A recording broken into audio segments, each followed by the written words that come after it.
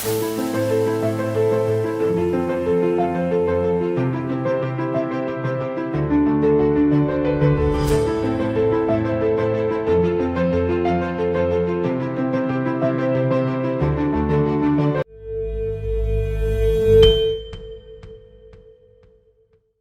à l'émission Parole de champion sur la chaîne du Comité national olympique marocain.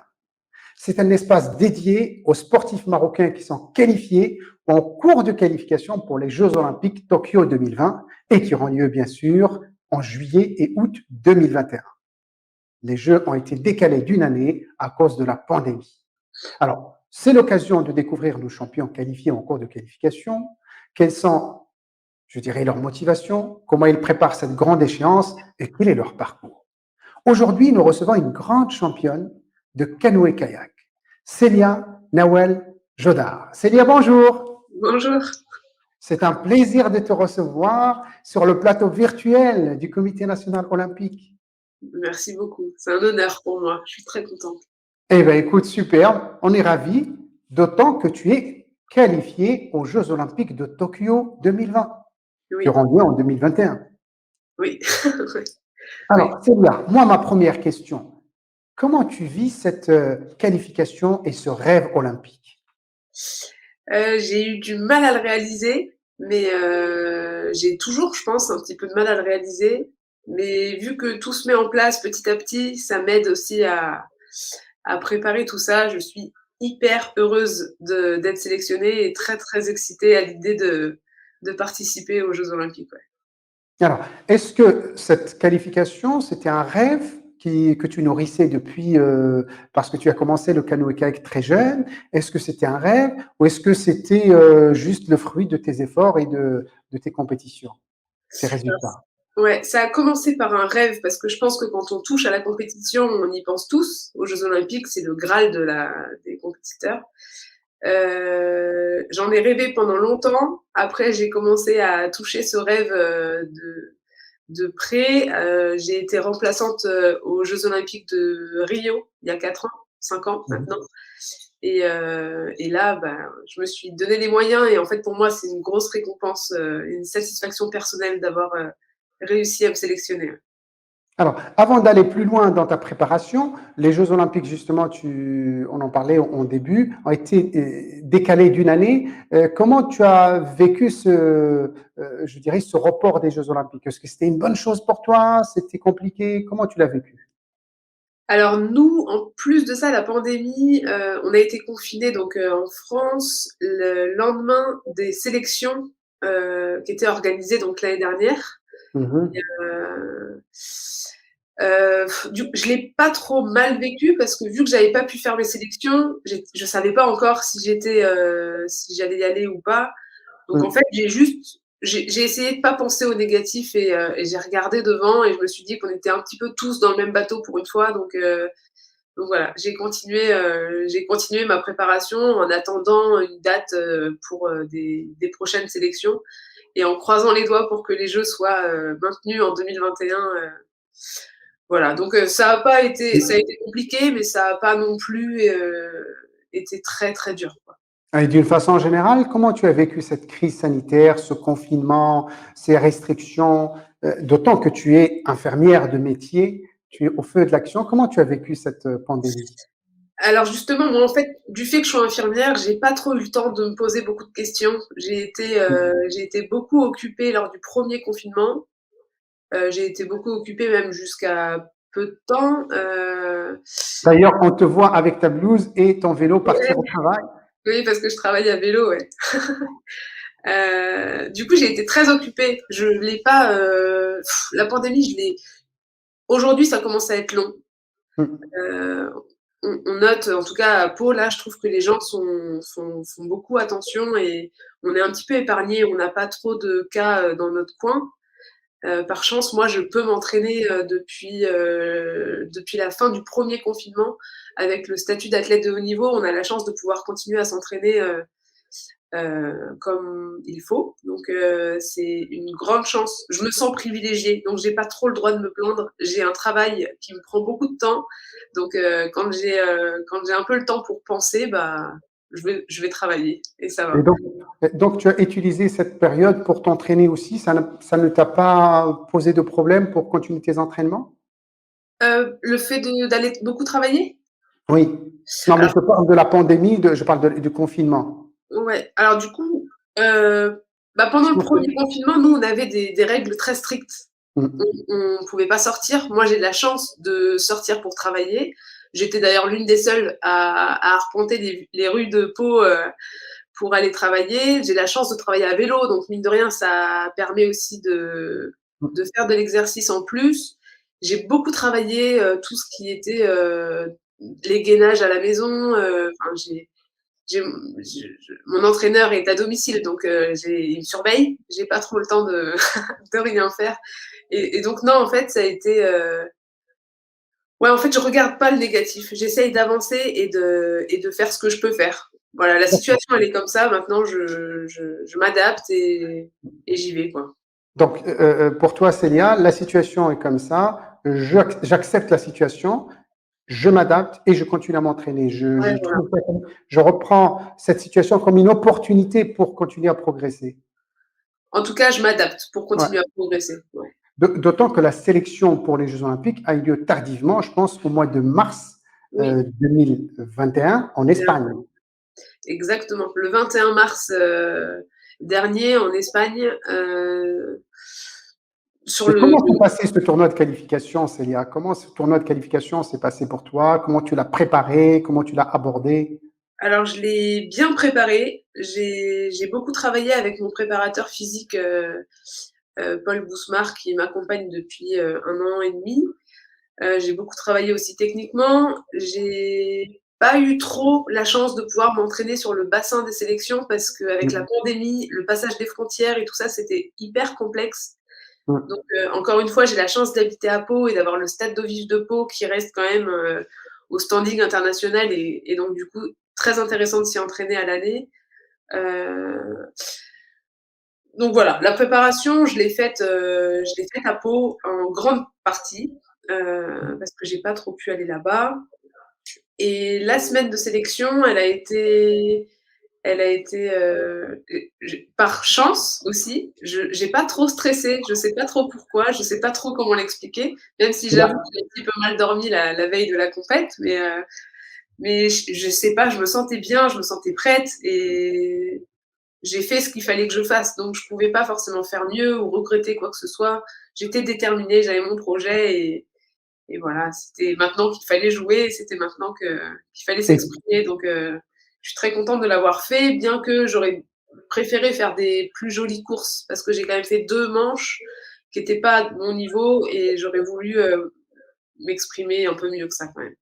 En tout cas, tu as décroché ta qualification. Quel Voilà. était ton premier sentiment? Tu as pensé à quoi? Tu as pensé à qui au moment où tu as su que tu pars aux Jeux Olympiques? Je Les premières pensées, ça a été pour mes parents, surtout pour ma maman c'est ma maman qui est marocaine, donc forcément je pense à elle. Je pense à mon papa parce que c'est quand même mes 2 plus grands supporters, depuis toujours. J'ai beaucoup pensé à ma fédération, à mon président. J'avais qu'une envie, c'était d'appeler donc le président de la fédération, heu et voilà. Après mon entraîneur, qui est aussi mon conjoint dans la vie de tous les jours, bah, il était là et en fait, quand j'ai été qualifiée, on m'a envoyée au contrôle antidopage tout de suite et j'ai pas trop pu, tout allait trop vite. Donc en fait, on peut pas trop penser et je pensais aussi pendant que j'étais en train de faire mon test, mon contrôle antidopage qu'il fallait que j'aille vite parce qu'il y avait, Mathis à aller encourager, Ouais, heu, Mathis Soudi donc qui s'est qualifié aussi ouais. et Mathis Soudi, c'est l'autre Marocain qui est qualifié chez les hommes aux Jeux Olympiques. oui, Ouais, voilà. d'ailleurs, on vous voit tous les deux avec le drapeau marocain. Oui, voilà, exactement. Et ouais, il partait après moi et j'avais trop envie d'être là au bord du bassin pour l'encourager. Donc Alors, Célia, si tu m'autorises, avant de parler de plus en plus en détail sur ta préparation aux Jeux Olympiques, j'aimerais revenir un petit peu en arrière et te demander comment tu as rencontré le canoë-kayak, comment tu es arrivé à ce sport.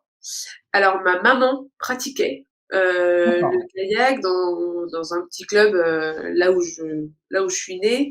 Mon frère a suivi, il a pratiqué en suivant et moi j'étais gymnaste à la base et je trouvais ça j'avais envie d'être en famille aussi donc je me suis inscrite. Le sport Pendant en quel famille.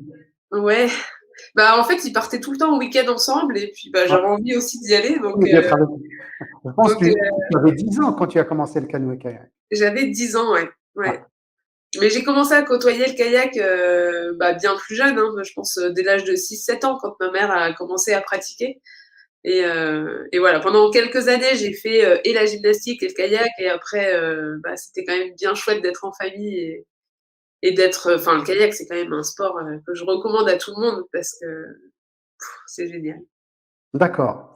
Et alors, cette rencontre avec le kayak pour être en famille, d'accord? Et puis après, tu commences à faire des compétitions, tu commences à découvrir le milieu du haut niveau et de la compétition. Et là, le rêve de l'olympisme commence à germer? Oui, en fait, j'ai rencontré la fédération, marocaine en 2008 Mhm. où Je je rappelle que toi, tu vis à Pau, tu vis en France, oui, et tu pratiques le kayak en oui, France. Et donc, tu rencontres la Fédération royale oui. marocaine en 2008. En 2008, ils m'ont directement invitée pour participer à une régate, à Rabat, et là, cette ambiance, cette cohésion dans l'équipe et tout ça, elle m'a c'est ouais, c'est du carburant qu'on nous met et du coup, ça m'a donné envie de participer aux coupes du monde, aux championnats du monde. Alors je pars de loin parce que j'ai jamais trop eu d'entraîneur. J'ai toujours appris un petit peu toute seule Mhm. de mon côté. C'est pas Mhm. facile quand on commence sur du plat et qu'on arrive sur des bassins internationaux où ça fait peur. Ouais. On n'est pas habitué parce qu'on est un petit peu tout seul. Donc, je reparle encore de mes parents, mais ils ont toujours été là sur le bord du bassin, alors même s'ils n'ont pas un regard technique, mais c'était pour moi très apaisant de les avoir. Et en fait, je pense que si j'ai évolué comme ça, c'est grâce à eux parce qu'ils m'ont toujours accompagné, ils m'ont toujours soutenu et quel que soit mon résultat, ils m'ont toujours dit que c'était super ce que je faisais. Et donc, ça donne envie, en fait, tout ça. Et Célia, de ton expérience, est-ce Oui. que le sport peut être, je dirais, un outil de rassemblement, pour souder une famille, pour permettre à une famille de passer plus de temps ensemble? Ah, moi, je pense que oui. C'est une chance incroyable quand on a nos parents qui nous suivent dans notre sport, que les parents pratiquent ou pas, à partir du moment où ils accompagnent et ouais, c'est une chance incroyable. Ça, Oui. ça ouais, nous, on est très très fusionnels, alors que mon frère habite en Australie, mes parents ont habité en Corée du Sud pendant longtemps, et malgré ça, on était tous très très loin, mais on s'appelait tous les jours, tous les quatre. Ouais, on est hyper soudés. Et dans le kayak, je trouve qu'il y a beaucoup de parents qui accompagnent énormément les enfants et tout au long de leur parcours. Que ce soit quand ils sont petits, même quand ils sont adultes, les parents sont là et je trouve ça génial. C'est Et super. Moi, je connais beaucoup de parents des kayakistes parce qu'en fait, on voit toujours les mêmes personnes sur le bord. Et ouais, c'est ça aussi, c'est le soutien familial est une des clés de la réussite d'un projet sportif de haut niveau? alors, je pense que pour moi, oui. Je sais pas si ça concerne tout le monde parce qu'il y a des gens, ça dépend du caractère de chacun. Moi, j'ai besoin Oui. d'être entourée de mes parents, ouais. D'accord. J'ai 33 ans, hein, mais j'ai besoin d'être entourée de mes parents. Bah, c'est normal, on a toujours besoin des parents, surtout s'il y a une belle relation et du partage avec eux. Alors, revenons aux Jeux Olympiques. Aujourd'hui, tu es qualifiée. Quelle est la journée type de Célia Jodard? Comment tu te prépares? Comment tu t'entraînes aujourd'hui? Alors, j'ai 2 journées types parce que j'ai la journée où je travaille et la journée où je travaille pas. La journée où je travaille pas, généralement, je me lève quand même assez tôt pour aller m'entraîner, au plus tôt. Alors, Heu, le premier entraînement, c'est quoi? C'est technique, c'est alors ça va physique, c'est dépendre. tout Ça entraînement. va dépendre, ça peut être de la course à pied, ça peut être de la musculation qu'on fait en forme de gainage parce qu'en fait, avec la situation actuelle, on n'a pas accès aux salles de muscu. Donc, on fait comme on peut à la maison. Mm. Et là, ce matin, par exemple, j'ai fait du plat. J'ai navigué sur le plat plat. Et cet D'accord, après-midi, j'ai fait. Là, je sors tout juste de l'entraînement et j'ai été faire de l'eau vive, donc sur le stade d'eau vive de Pau. Voilà. d'accord. Après, ça, pour ma part, vu que je travaille quand même pas mal, je pense que une des choses que je suis en train d'apprendre, c'est le repos. parce que j'ai tendance à être un peu trop active et du coup, apprendre à se reposer, au final, c'est très important de le faire parce que, Tu veux dire les périodes de récupération ouais, aussi? elles sont D'accord. hyper importantes et je le voyais pas trop avant, mais ouais, j'ai subi les conséquences de ce manque de repos il y a quelques jours et ouais, j'apprends à le faire du coup. Je pense que D'accord. c'est important et enfin, ça fait partie de la préparation. Mhm. Donc, ta journée, entraînement technique, ça dépend bien sûr de la journée, si Oui, tu travailles pas, mais en général, préparation, entraînement technique, perfectionnement technique ou préparation physique, course à oui. pied, musculation, gainage, etc. Tu fais combien d'heures en moyenne par jour d'entraînement? Tu dois Bah, tourner pareil, autour de 4 ça heures, 5 dépend de heures? si je travaille ou pas, ça va si je fais qu'une seule séance par jour, ma séance, elle me dure 1 heure et demie, 2 heures. Heu, Mhm. Après des jours, ouais, ça peut aller de 2 heures à 4 heures, à 5 heures, ça dépend des jours, ça dépend de ma forme, ça dépend de mon planning de travail, ça dépend de plein de choses. Il y a plein de facteurs, en fait, qui rentrent en compte. Donc en fait, j'ai pas forcément de journée type, et c'est ça qui est super parce que ça change tous les jours et Ouais. ouais, c'est super, ouais. Et alors, tu es suivi par un préparateur technique, Oui, tu es suivi aussi par un préparateur physique. oui, D'accord. Est-ce que tu fais appel aussi à de la préparation, de l'accompagnement et de l'entraînement mental? exactement. Je suis suivie par un D'accord. préparateur mental que je vois 2 fois par mois D'accord. et j'ai, un suivi kiné aussi que je vois, 2 fois par semaine. Alors, D'accord. plus pour prévenir et plutôt que guérir, quoi. Tout à Mais fait. Ouais, c'est la meilleure utilisation de la kiné d'ailleurs. C'est de oui, du oui, préventif. ouais. Ah, bravo, bravo. Et alors, avant de parler de la kiné, revenons à l'entraînement mental, 2 fois par semaine. Est-ce que tu as senti une différence? Est-ce que ça t'a apporté concrètement quelque chose? Alors oui, ça m'a apporté en fait, j'ai commencé à travailler avec un préparateur mental, pardon, le lendemain d'une coupe du monde, assez récente, du mois de novembre l'année dernière et c'est là où où j'ai admis qu'effectivement j'avais besoin d'aide. Parce qu'il y avait un blocage dans ma tête, je me sentais pas à ma place, Mhm. du coup j'étais hyper, j'arrivais pas à me lâcher, j'arrivais pas à m'exprimer sur mon kayak Mhm. et non, en fait, ça fait partie enfin, pour progresser, il faut pas forcément travailler que le physique et que la technique. Je pense que le mental, ça, c'est bien 50% du travail, quoi. D'accord. Et alors, concrètement, qu'est-ce que tu travailles? C'est quoi exactement cette préparation mentale? Concrètement, qu'est-ce que tu mets On en fait place? pas mal de visualisation, en fait, on a essayé plusieurs techniques. Moi, la visualisation, ça marche bien, on met des choses en place assez progressivement. Ça fait pas très longtemps que je travaille avec, hein, mine de rien, ça fait Mhm. que depuis le mois de novembre. Et il n'y a pas beaucoup de départs depuis le mois de novembre parce Mhm. que toutes les compétitions sont annulées à cause de la pandémie. Et du coup, pour mettre des choses en place, c'est un peu plus lent que prévu. Mais, D'accord. mais je pense avoir trouvé une bonne personne qui m'accompagne bien, qui m'écoute bien, qui me comprend bien. Et moi aussi, je le comprends bien. Et mine de rien, ça aide parce que, enfin oui, ça aide Mhm. forcément. Si on se Mais comprend, c'est toujours mieux. Mais c'est intéressant ce que tu partages avec nous, Célia, parce que ça montre à quel point un projet de sport de haut niveau est un projet qui demande aussi la participation d'autres personnes. Toi, tu es l'acteur ou l'actrice principale. Autour de toi, il y a un préparateur technique, un préparateur physique, un préparateur mental, un kinésithérapeute. Et ce qui est génial, tu dis le kinésithérapeute, c'est pas quand je suis blessé, c'est justement pour faire de la prévention, pour ne pas se blesser. C'est bien ça? Exactement, ouais, exactement. D'accord, c'est toute une équipe autour de toi en quelque sorte. Ouais, je suis très contente de cette équipe-là parce que bon, je les connaissais tous d'avant, au moins de réputation et je me sens hyper bien du coup parce que en fait, c'est pas mon projet, c'est du coup, je les inclus dans mon projet. C'est notre Ouais, projet, ils m'aident, très bien, ils me guident très bien et je suis beaucoup plus sereine dans cette préparation et je pense que c'est le bon moment pour, aller aux Jeux olympiques pour moi. bah, Je suis je suis bien accompagnée et je vois même la fédération, même le CNO, enfin, c'est on est tous ensemble dans ce projet-là. Enfin, moi, j'amène tout le monde avec moi et il y a de la place dans mon bateau pour les gens qui veulent me soutenir comme ça, donc et c'est toi qui maintiens la direction. Du moment qu'on va dans la même direction et voilà, qu'on va dans les mêmes objectifs, bien sûr, bah, la fédération, le comité olympique, il est autour de toi, comme il est autour de tous les athlètes qui sont qualifiés en exactement. cours de qualification. C'est notre objectif, c'est votre réussite. Mais c'est vrai, l'objectif des comités olympiques, c'est la réussite des sportifs.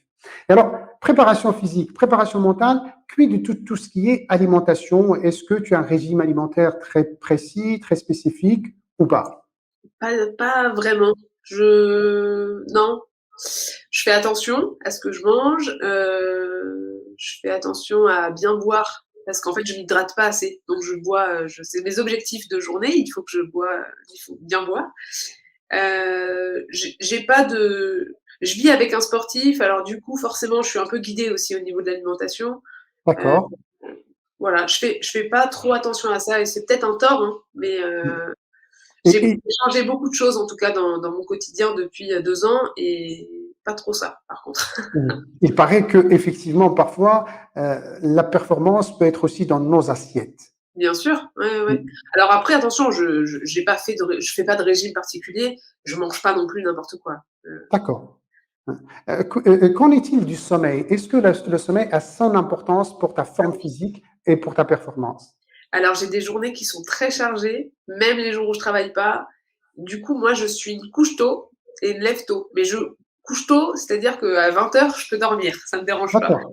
Et je mets pas trop longtemps avant de m'endormir, donc non, je dors très bien et heureusement, j'ai de la chance. Ça Ben, aussi, tout à encore une fait. fois, j'ai de la chance. Je suis très chanceuse.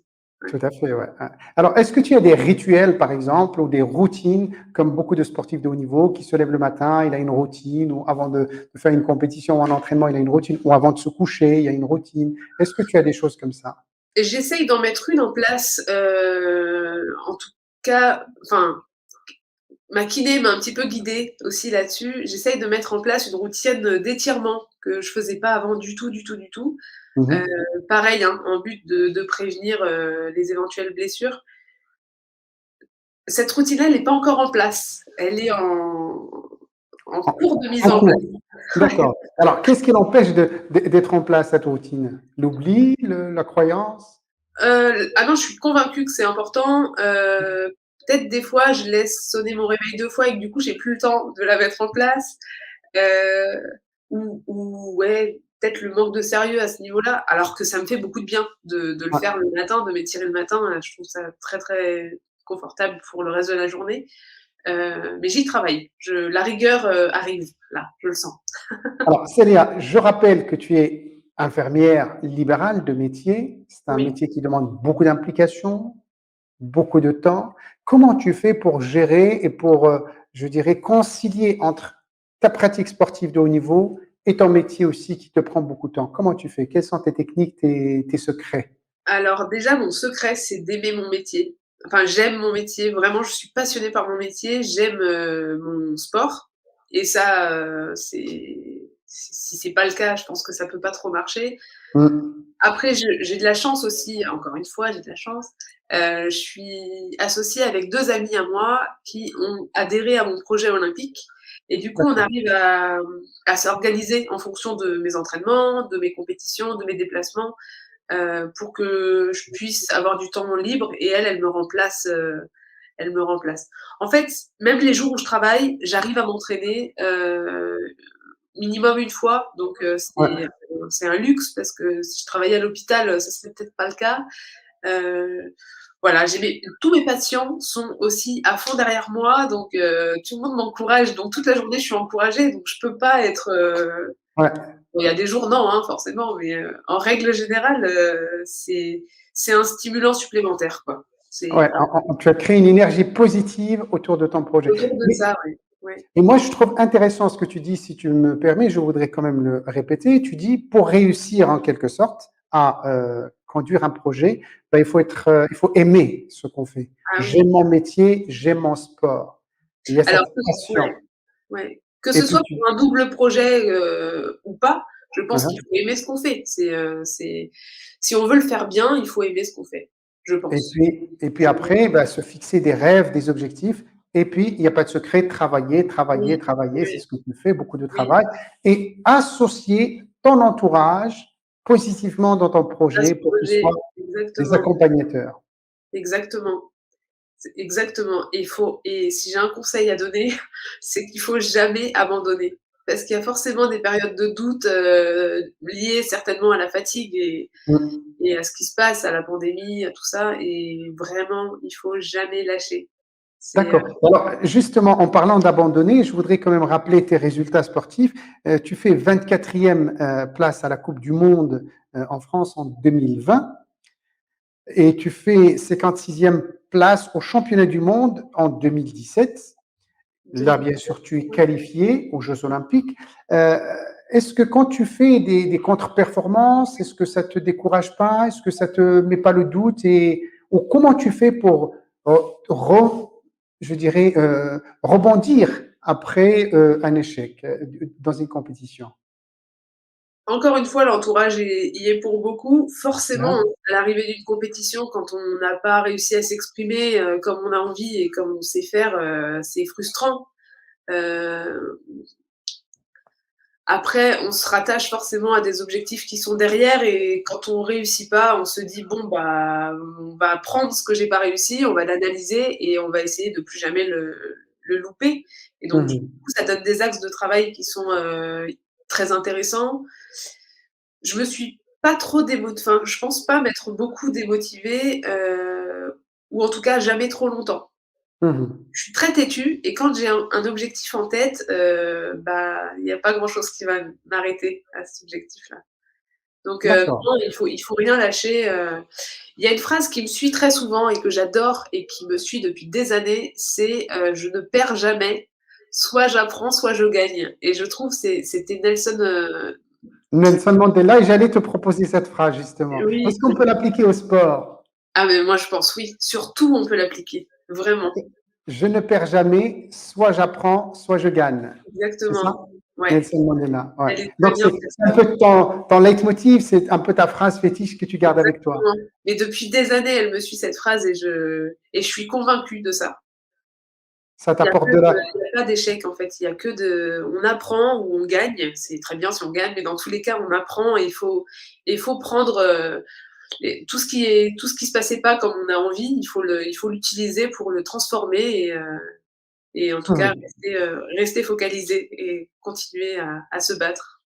Est-ce que c'est une façon d'alimenter, d'entretenir ta motivation? Peut-être, en tout cas, je pense que c'est aussi lié à ma personnalité. Je suis pas, je baisse pas les bras facilement et comme je vous disais tout à l'heure, je suis très têtue. Donc ouais, je sais Et pas. alors, justement, têtu, qu'est-ce qui fait, j'ai envie de dire, qu'est-ce qui fait ramer Célia euh, entre travail prenant, sport de haut niveau? Qu'est-ce qui te fait courir comme ça? Qu'est-ce qui te donne cette motivation? La Tu cours passion, après je quoi? pense. Ouais, la D'accord. passion. La passion et je suis entourée de personnes qui sont tout aussi passionnées par, pas forcément les mêmes passions que moi, hein, mais qui sont tout aussi passionnées et en fait, c'est hyper encourageant tout le temps de voir que tout le monde se dépasse, tout le monde se surpasse, tout le monde, ouais, c'est la passion. Je pense que ça résume bien, la chose.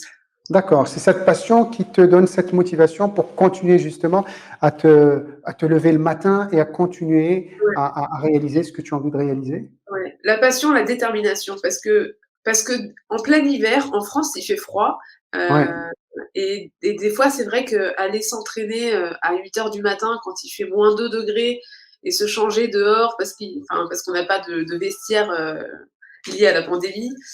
Je sais pas si là, je pensais vraiment à la passion, mais je pensais à la détermination. Du fait qu'il y D'accord. avait mon projet devant moi et j'arrivais même plus trop à voir que c'était moins agréable de se changer dehors avec -2 degrés, en Ouais. fait. J'avais mon objectif en tête, voilà.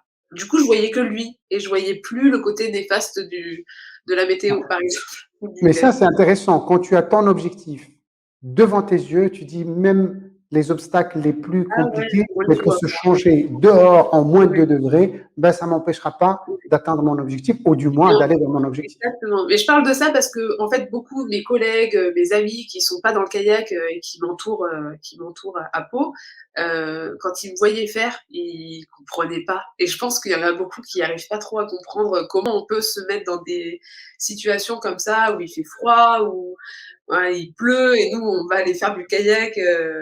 enfin, c'est pour les gens de l'extérieur, je peux comprendre que ce soit difficile à imaginer, mais voilà, du coup, ça m'a permis de réaliser qu'effectivement, moi, je voyais pas les choses comme eux parce que j'avais ce projet derrière Ouais. et j'étais déterminée à aller au bout, quoi. Alors, pour résumer, quand tu dis, quand tu as un objectif auquel tu crois et tu as envie de réaliser, Ouais, ben, ça te donne de l'énergie pour ouais, surpasser les grandes difficultés qui peuvent se mettre à travers, en quelque sorte. exactement. Il faut bien Mhm. s'entourer et rien lâcher. Mhm. D'autant que, autorise-moi de parler d'une chose aussi qui fait partie de cette réalité, c'est que dans le canoë-kayak, il n'y a pas d'argent. Quand tu gagnes un tournoi international, il n'y a pas de, Non. je veux dire, au contraire, ça te coûte plus qu'autre chose. Ouais, oui, c'est vrai. Ouais, je regarde pas trop ça, moi. Effectivement, hein, le kayak, c'est pas un sport très médiatisé. C'est pas, je gagne pas ma vie pour ça. J'ai mon travail qui me passionne aussi et qui me permet de réaliser mon autre passion. Donc, Mhm. ouais, Mais c'est un bon message à passer à certains sportifs de haut niveau qui disent que ah, on me donne pas les moyens ou je gagne pas assez d'argent. mmh, Ça dépend des sports. Il y a des sports, je dirais, où il y a beaucoup d'argent. Il y a des sports, on n'est pas là c'est pas le sujet. Mais quand on fait un sport où il n'y a pas d'argent, ben, c'est la passion qui l'emporte. ah ouais, ouais, Il faut aller puiser sa motivation, non pas dans l'argent, mais dans la passion, l'amour que tu as pour la discipline, quoi. exactement. On en voit, hein, des athlètes arrêter parce que justement ils sont pas aidés, ils touchent rien. Alors est-ce qu'ils arrêtent parce qu'ils n'arrivent pas à avoir leur objectif financier derrière? Moi, Mm. ma pratique de kayak, je vois pas d'objectif financier derrière. Mais, Effectivement, quand on nous propose de l'aide, ah bah, mhm, c'est la bienvenue. mhm, Maintenant, mhm. j'ai toujours fonctionné sans aide, en me débrouillant comme je pouvais. Alors, c'est peut-être ce qui vaut, mon classement international aujourd'hui, qui est pas, enfin voilà, je prétends pas devenir championne olympique demain, hein, mais ouais, je pense qu'il faut, bah, encore une fois, la passion, quoi. La passion, il faut, pourquoi j'ai envie d'aller faire du kayak? C'est pour les Jeux olympiques. Les Jeux olympiques, effectivement, je suis pas payée pour les faire, mais il y a très peu d'athlètes qui participent et ouais, ça vaut tout l'or du monde, c'est génial.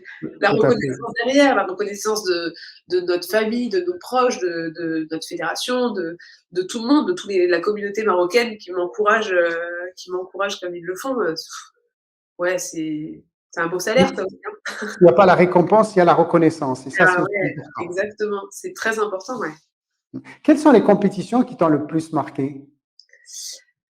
Les compétitions qui m'ont le plus marquée, une de mes premières coupes du monde où Mhm, ouais, je pleurais au départ parce que j'avais très peur. Des fois, j'étais vraiment pas à l'aise et en fait, juste avant moi, donc moi, j'étais la première à partir des kayaks dames parce que j'étais pas classée du tout. Et devant moi, celui qui partait devant moi, c'est Tony Estanguet. Et Tony Estanguet, il a quand même été 3 fois médaillé olympique, enfin champion olympique dans sa carrière. Et il partait juste avant moi. Et en fait, il y avait tellement de monde sur le bord du bassin. C'était une Coupe du Monde qui se passait à Pau. Donc il y avait tous les supporters français qui étaient là, qui l'encourageaient. Donc il y avait un bruit incroyable. Et moi, j'étais juste derrière lui et je pleurais, j'étais pas bien et mais au final, c'était génial parce que, bah, ils ont vu que je galérais beaucoup plus que lui et ils m'ont tous encouragée parce que c'est ça aussi le kayak et le sport ah, et c'est encourager même ceux qui arrivent beaucoup moins bien et c'est ouais, du coup, cette course-là, elle m'a vraiment beaucoup marquée. La première coupe du monde, donc c'était en juin 2009 et c'était, ouais, c'était un grand moment. Un ascenseur émotionnel entre le stress, la peur et après la joie de l'avoir fait et ouais, voilà. Ça, c'est une compète qui m'a marquée, beaucoup. Estanguet est 3 fois médaillé olympique. Ça t'inspire quoi? Alors lui, clairement, si on doit me demander quel modèle j'ai dans le sport, je dirais lui parce que alors qu'on pratique pas, je fais pas de canoë, enfin je suis une kayak dame, mais lui, il est fort, il est humble, il est gentil, il est dans le partage. Et je me souviens de lui sur ma 2e coupe du monde, donc c'était 2 semaines, je crois, après la première dont je viens de vous parler. C'était à Bratislava. Il y avait une chute à la fin et moi, je me suis mise dans un contre-courant, donc juste en amont de cette chute. Et je laissais passer tout le monde, tout le temps, parce que je voulais pas la passer, la chute.